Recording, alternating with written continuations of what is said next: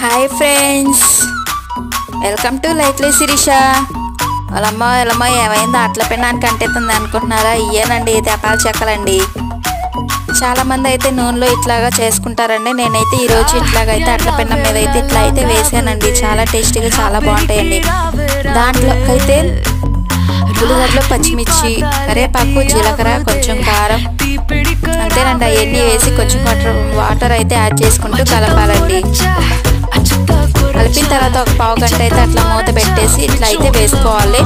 పక్కన క్లాత్ మీద అయితే ఇట్లా వేసుకుని ఇట్లా అయితే వేసుకోవాలండి అట్ల పెన్నం మీద. అంతేనండి, చాలా సింపుల్ అండి. మీరు ఎప్పుడైనా చేశారో చేయలేదో కామెంట్ అయితే చేయండి. చేయకపోతే ఇలా చేయండి, చాలా టేస్టీగా చాలా బాగుంటుంది.